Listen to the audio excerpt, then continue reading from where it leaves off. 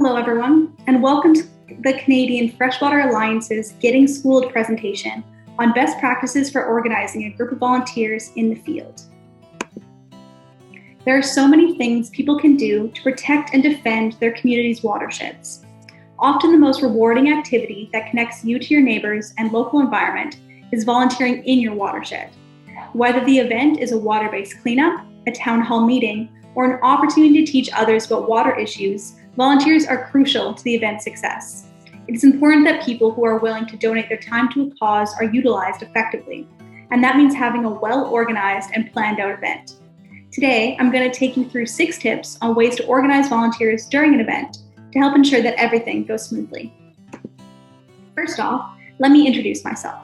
My name is Alyssa Allchurch. I'm currently the Education Coordinator here at the Canadian Freshwater Alliance. My job consists mainly of vetting, organizing, and facilitating volunteers who are interested in defending their watersheds. I've had many diverse volunteer opportunities myself, from assisting the Aquarius team at the Shaw Centre for the Salish Sea to baking cookies for families of sick kids at the Ronald McDonald House. I've also had a diverse array of experiences where I was the one organizing volunteers, from events involving underwater ghost net cleanups to invasive species culling along the Colquitt River.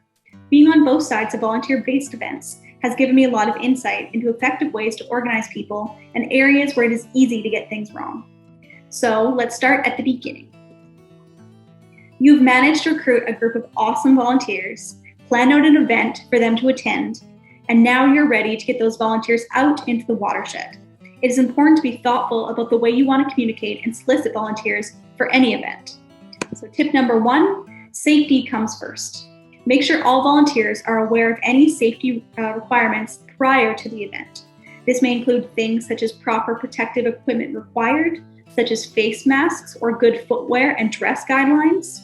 Ensure volunteers have the proper safety training and knowledge required to partake safely.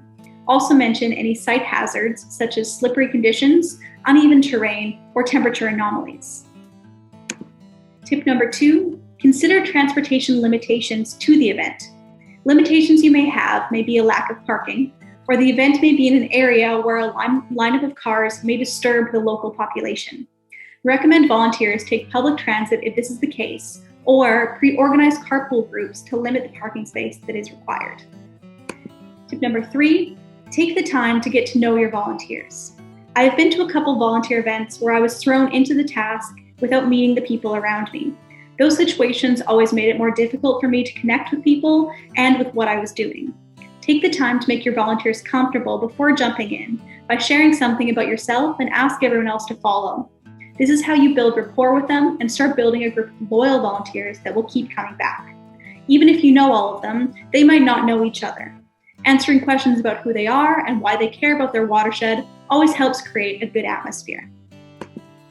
Tip number 4, have a clear orientation. In that orientation, give out any gear that is required, brief the volunteers on that gear, give out schedules, tell the people if they get to choose their role or if the role is predetermined, and say how many volunteers per role. The more information you can provide beforehand, the better. A little bit of information about the watershed, some of the issues it is facing, and some of the plants and animals they may see while volunteering can help the volunteers leave with a greater appreciation of the watershed.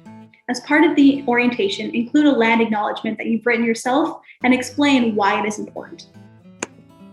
Tip number 5, have clear guidelines on the task. Ensure that they know who they need to contact while on site and that the volunteer has access to communication methods if needed. As well, make sure they are clear on the role of themselves and those around them. If you are doing invasive species pulls or a task which requires identification skills, make sure they are buddied up with someone who has these skills. Making sure to remind them of how long the event is, when it will be ending, where we will meet at the end, and where the exits are in case of an emergency. I also usually tell them that they can leave at any time and that they're not obligated to stay the entire time. I'm just thankful that they showed up. Tip number 6 is thank your volunteers.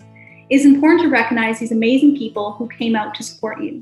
You can do this verbally throughout the event with small appreciative gifts afterwards, such as stickers, merchandise, or gift certificates, and possibly prizes after the event, such as for whoever picked up the most trash if you're doing a cleanup. Following the event, ensure that you communicate with your volunteers to thank them again and maintain contact with them for the next event. But don't stop there.